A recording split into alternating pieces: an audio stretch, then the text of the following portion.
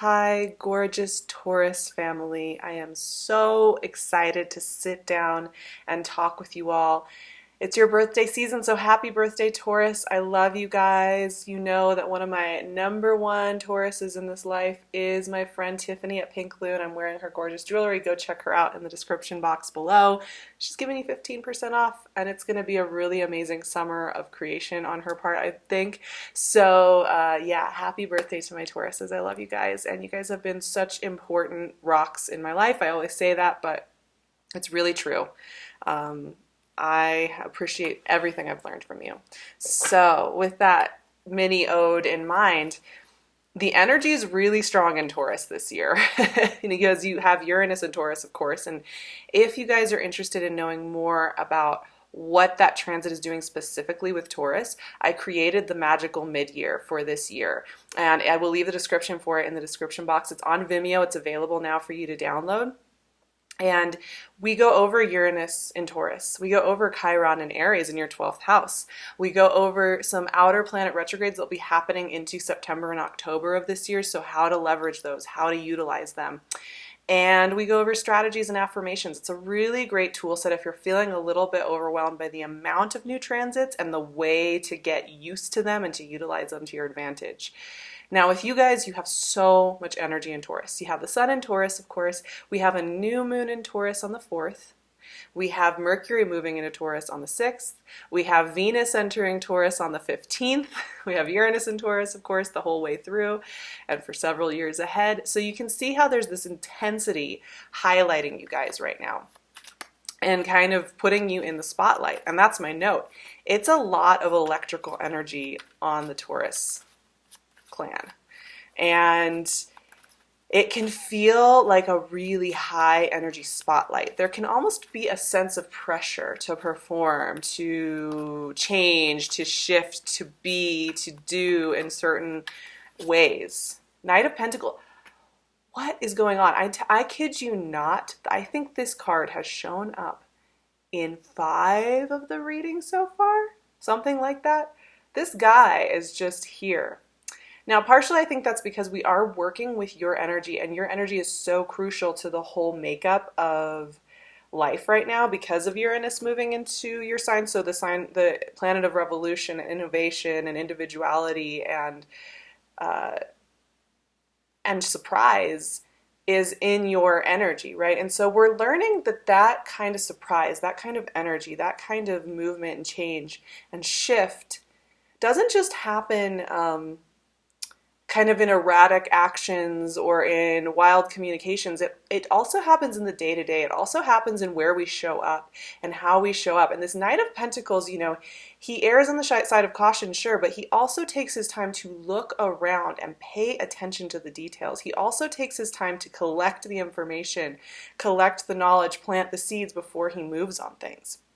So there's just this very strong energy, especially during your birthday season, the first 3 weeks of this month, that is really speaking to that knowledge, that deep earth wisdom that you guys naturally have in your bones, but that we all need to remember, I think right now, is really important. It's one of the important tenets of being in physical bodies and being here on the physical plane, is that we plant seeds and we nurture and we show up every day, and that's how we experience some of the biggest, most profound shifts, surprises, and places and points of innovation. And in fact, it's the feminine principle of nurturing something into existence. So Uranus here is working in a different way, and we have a little bit more patience. Queen of Wands, owning your space, owning your power. Both of these characters, I have to say, hold their own.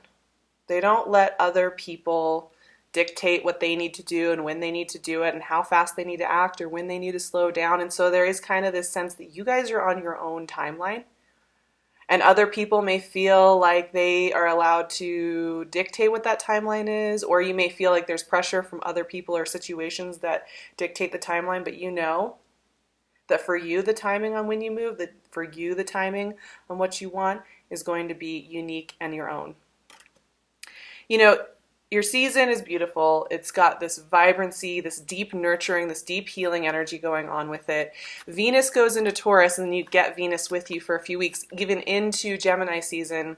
You have a full moon in Cancer, or in Scorpio, in your opposite sign. Eight of Swords. Okay.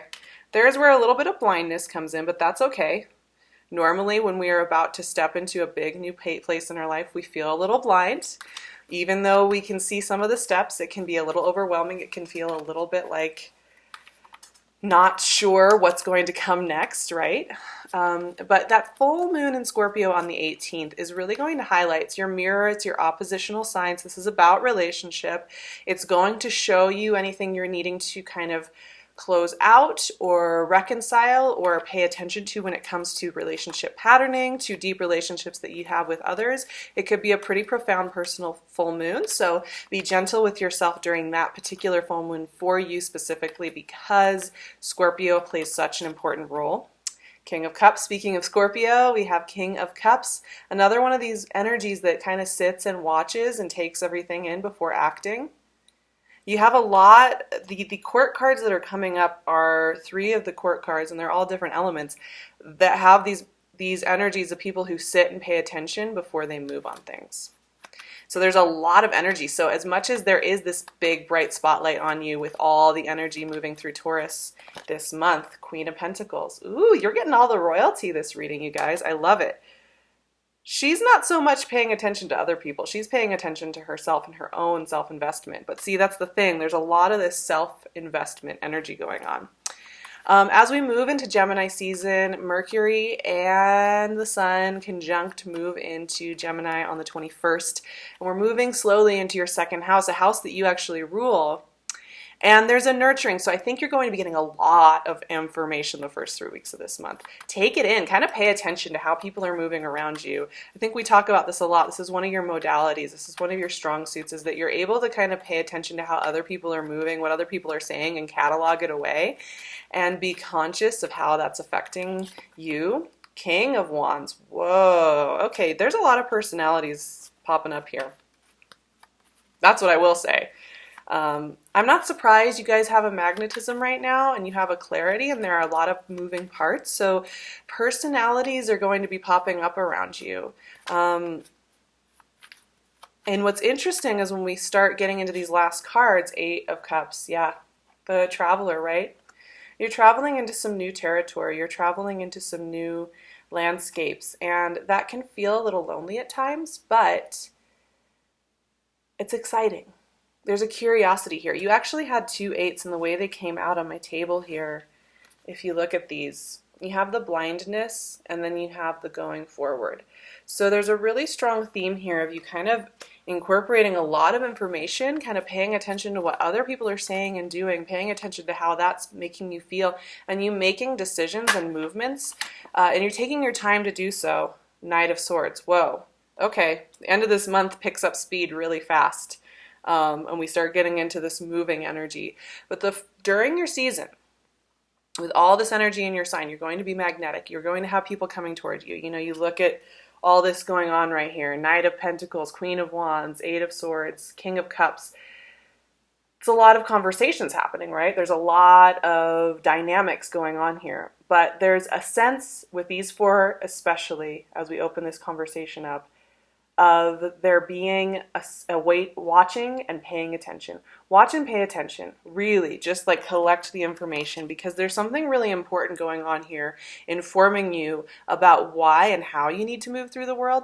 And it's really useful to pay attention to what that is, because if you can really listen in and get that information, when you make changes, when you make moves, when you start moving through the world in a way that makes sense to you, you won't second guess yourself down the road and say, well, did I try hard enough? Or did I ask the right questions? Or maybe I shouldn't have left it that way. But if you're paying attention right now as you're going through this, you'll get those answers very crystal clear.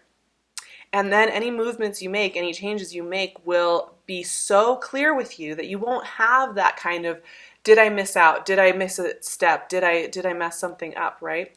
And so it's really important for you to do that. And that's actually what I want to say. So with the 8 of Swords here, specifically in the context of all these other personalities, the 8 of Swords can often seem like a like a weak point or a bad point in the process. But actually, I've found that this card, this is what it does, is it slows you down to listen in.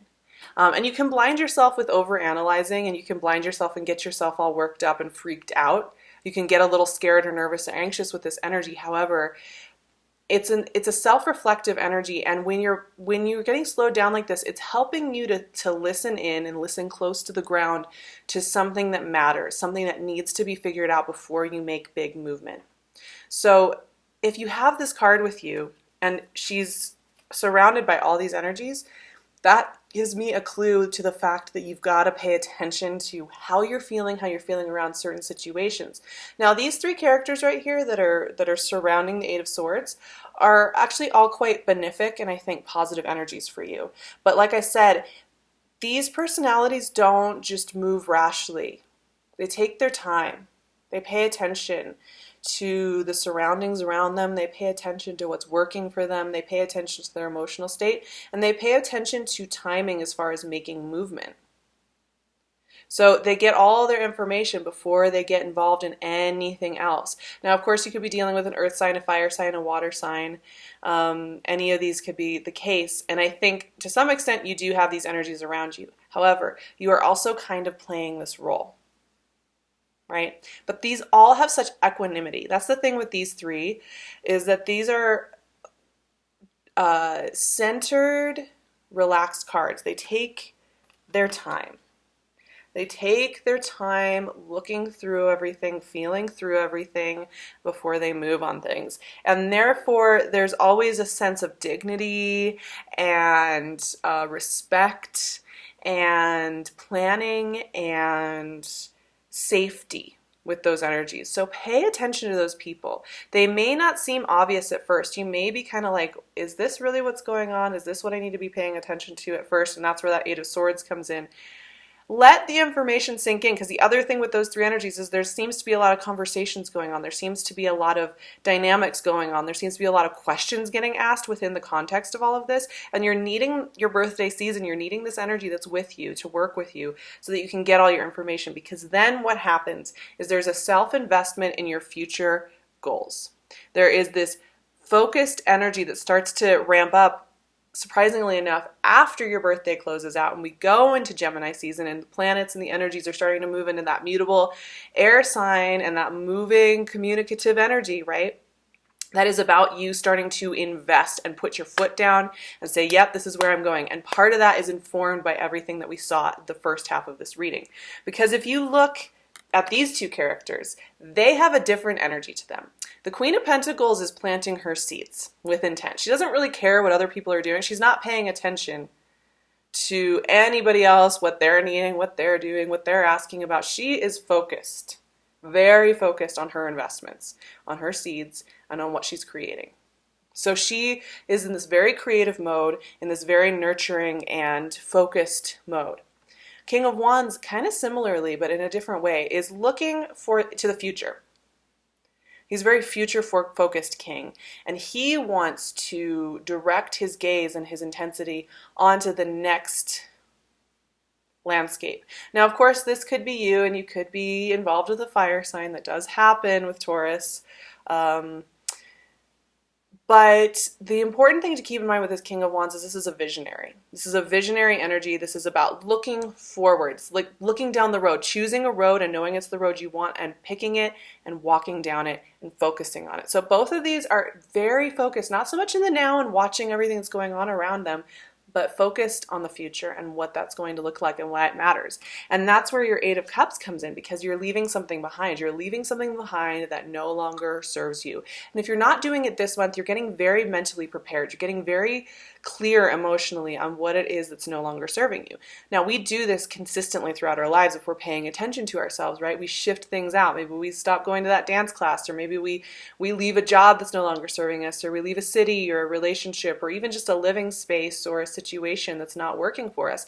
But you have a really strong theme here of that. And I'm not surprised. Part of what Uranus is doing with you is shaking up your life. He wants you to have the best life. So he's not going to just settle for subpar. He's going to want to give you that sense of adventure and that seeking. And that's the thing with Eight of Cups. It's like you don't know exactly how it's going to pan out. You don't have all your emotional answers. This guy has no idea what's over that mountain pass. He just knows he's got to leave this stuff behind, right? And so there is a sense of mystery coming up this month. There's a sense of eagerness and excitement and investment and communication and conversation, absolutely. But there's also this kind of curious, mystical, foggy energy because you are just moving through the world in a different way than you have up until now. And so there's a lot of stuff that you're just not going to know this month yet because you're still learning about who you are within this new world, this new landscape. Now, as you take that first step, right, into this new landscape, you get so much clarity. I mean, the Knight of Swords is so Gemini, right? This is such Gemini energy. It's fast moving, it's communicative, it wants answers. And the Knight of Swords brings answers. He brings clarity. He brings that fresh breeze blowing through that kind of lifts you and moves you forward. He is about action. He is about taking action and deliberate action and moving on it and going for it and taking a risk. So it's interesting the way that the characters that keep showing up in your reading, because the vast majority of your reading is court cards, right? We start with the characters who are about taking the time to look around and paying attention to the details, paying attention to how people are acting or speaking. And then we move into the self-investment characters who focus on what they want and how they want to get there. And then we get moving, and then it's like action time. So for you, there's a very clear progression from the beginning of May to the end of May with you becoming this empowered, energized mover and shaker in the world. And it does have to do with the people around you. It does have to do with who's working in your world and who's not. It does have to do with the fact that you're changing as a being, and what served you a couple of years ago is no longer really serving you now. So there's a lot of powerful energy working with you at the moment. And I think this birthday season is going to be pretty transformative. Transmutation is really a word that I would use for you guys right now. These 8s that we have are really important. These 8s speak to your transmutation.